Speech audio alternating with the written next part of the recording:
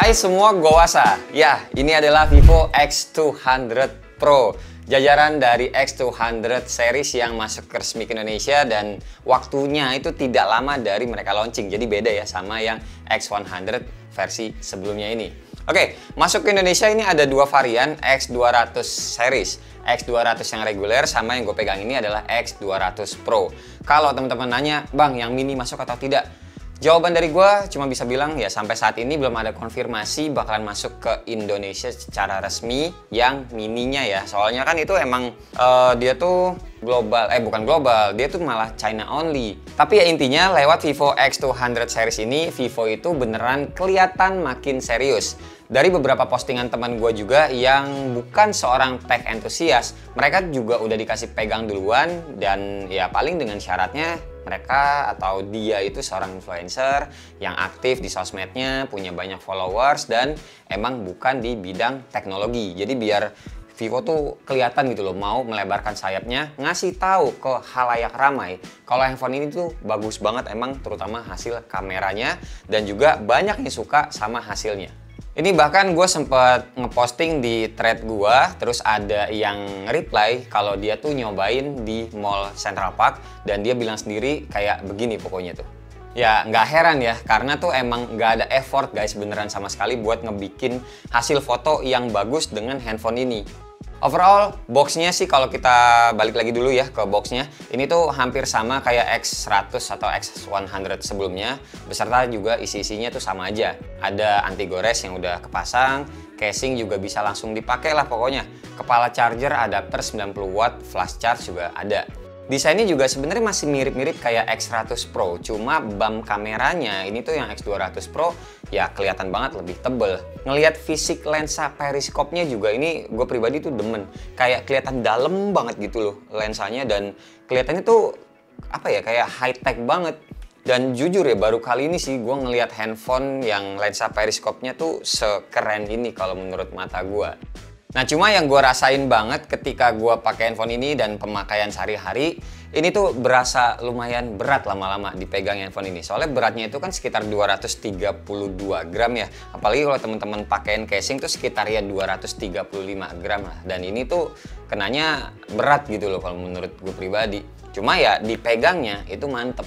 Terus tapi kalau ngomongin desainnya, ini kenapa sih kok masih mirip gini kayak yang X100 sebelumnya? Ya kalau dari gue pribadi sih gue nggak langsung bisa sebut ini kurang ya desainnya. Ini tuh kayak bisa gue bilang versi penyempurnaan dari seri yang sebelumnya udah ada. Mereka juga pasti udah riset-riset dulu lah si Vivo itu maksudnya. Ya setahun atau 2 tahun sebelumnya soal desainnya X200 ini ketika kita baru pegang hasil penjualannya ya X100 series kemarin. Nah, mereka tuh pasti udah ngedevelop yang X200 ini dan siapa tahu ini handphone yang udah lagi gue bahas, mungkin teman-teman juga udah beli ini handphone X200 series, si Vivo juga udah lagi molding-molding nih seri X300 buat di tahun depan. Ya, kita nggak pernah tahu lah ya soal desain. Jadi balik lagi, kalau ngomongin soal desain, udah gua nggak mau bahas lebih lanjut. Yang jelas ini menurut mata gue sih masih fine-fine aja buat gue pribadi. Kita ngelihat speakernya di sini pastinya dikasih stereo yang mendukung Dolby-Dolbyan gitulah. Layarnya juga super cakep, fingerprint dalam layar pakai teknologi ultrasonic fingerprint scanning, ukuran layarnya sendiri 6,78 inch, resolusinya 2K yang bisa kita ubah-ubah di settingan displaynya.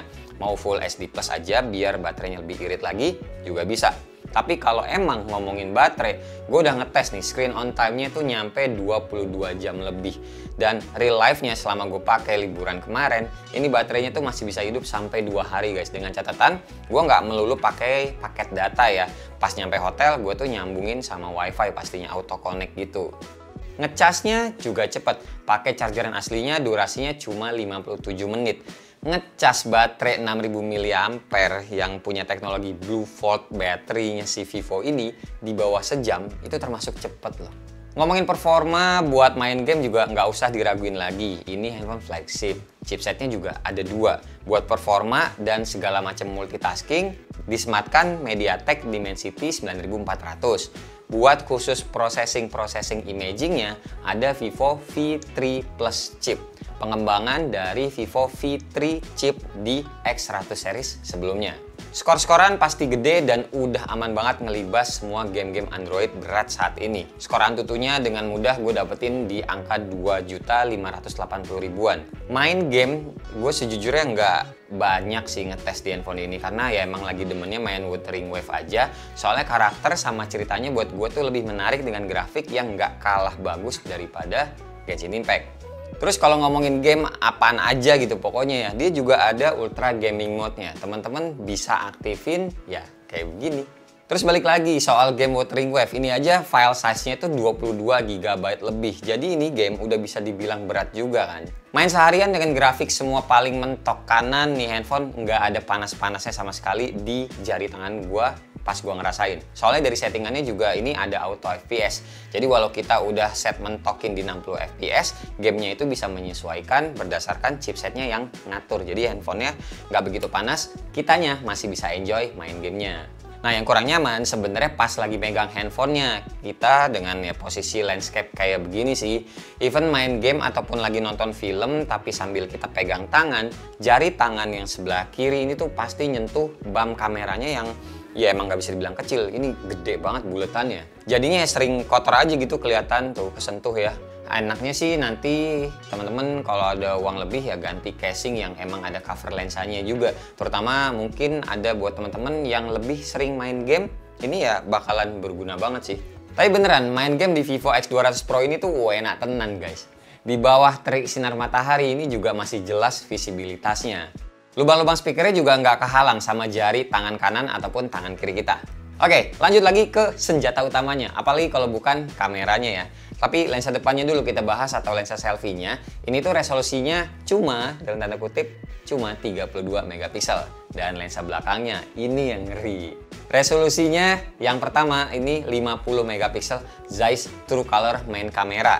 Dengan sensornya Vivo X Sony LYP 818. Terus buat telefotonya ada 200 megapiksel Zeiss Apo Telephoto kamera dengan sensornya HP9 dan 50 megapiksel lagi untuk ultra wide angle kameranya. Gede-gede banget kan bagian belakangnya, gocap 200. Tapi satu hal yang mesti teman-teman tahu, ini handphone minim banget flare-nya. Nanti silakan teman-teman lihat di contoh foto sama video yang ada banyak lampu-lampunya deh. Terus buat opsi kamera fotonya ini mulai dari lensa 0,6 atau lensa ultra wide-nya bisa dimentokin sampai digital zoom 100 kali. Yang jelas ini handphone bisa dibilang next levelnya handphone konser. Hasilnya lebih jernih dan lebih detail. Gak heran soalnya telefotonya aja kan ini 200 megapiksel lah ya. Bahkan di mode more-nya ini juga ada opsi buat stage.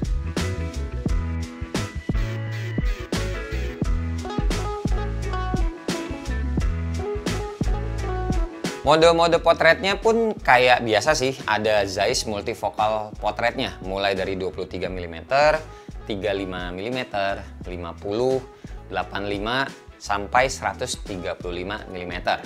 Kalau buat gue favorit sih udah cukup yang 50 mm aja. Terus kayak biasa, model-modelan bokehnya juga ada banyak pilihan yang mulai dari biotar, bispeed, sonar, planar, distagon, dan shine flare.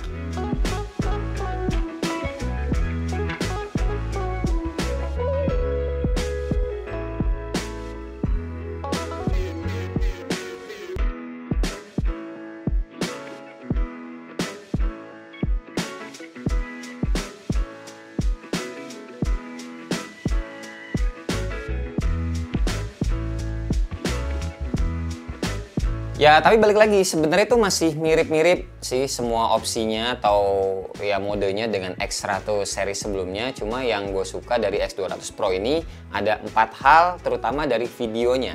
Pertama, adanya opsi log. Ini tuh cocok buat teman-teman videographer yang demen grading-grading warna hasil videonya. Kedua, bisa resolusi 4K 120 fps, yang mana kalau dijadiin slow motion ini jadinya tuh lebih halus dan sinematiknya tuh makin dapet.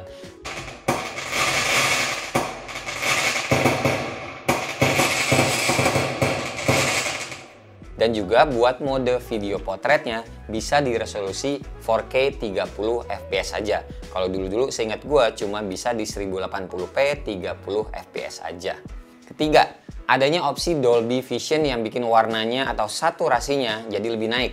Jadi videonya itu lebih vivid. Cocok buat temen-temen yang demen apa-apa tuh tinggal diposting aja videonya. Atau cuma diedit cut aja, lanjut dijahit lagi. Ini tuh udah enak banget nyalain Dolby Vision ya guys.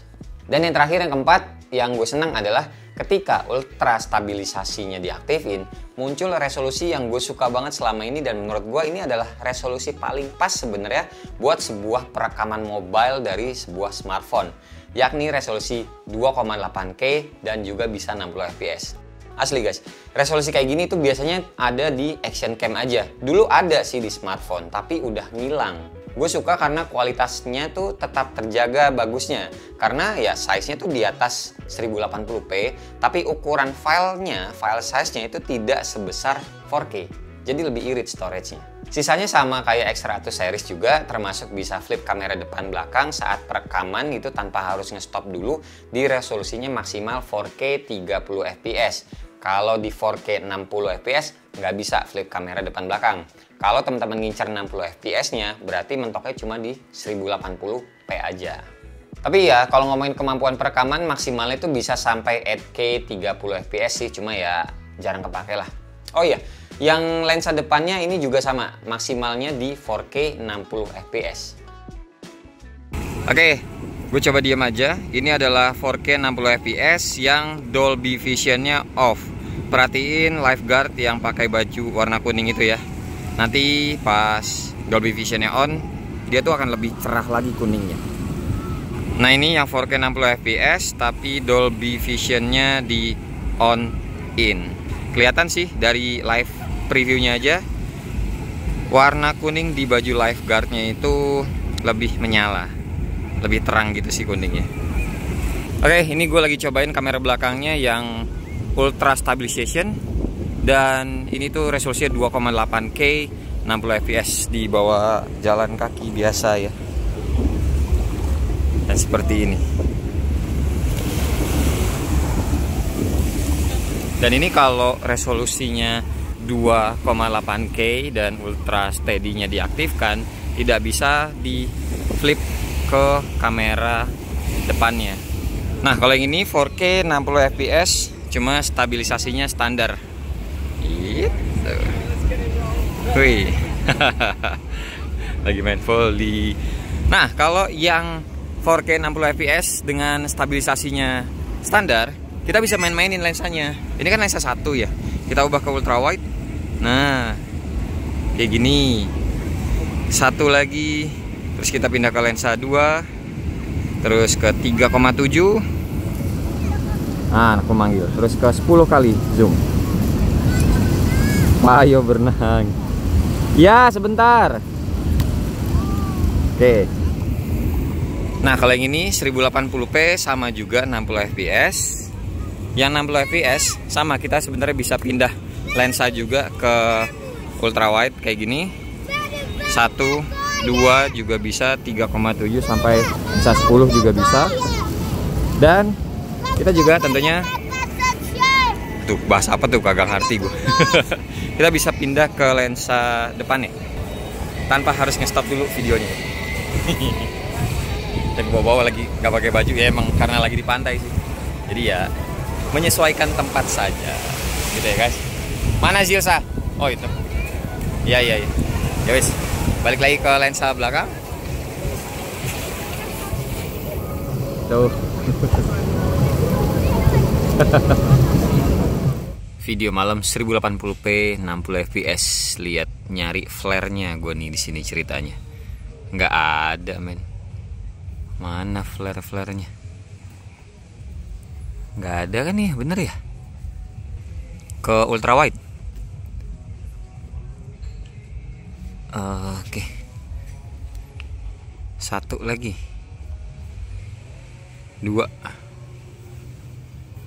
Mana flare-nya? Itu bukan flare, tuh apa? Laron kali binatang nyari cahaya. Pindah ke lensa depan tanpa harus nge-stop dulu videonya. Tuh udah agak gelap. Depan. Oh, ada nih dikit. Iya tuh ada tuh di mulut gue tuh ya, di mulut gue flare. Cuma ya dikit. Oke, pindah lagi.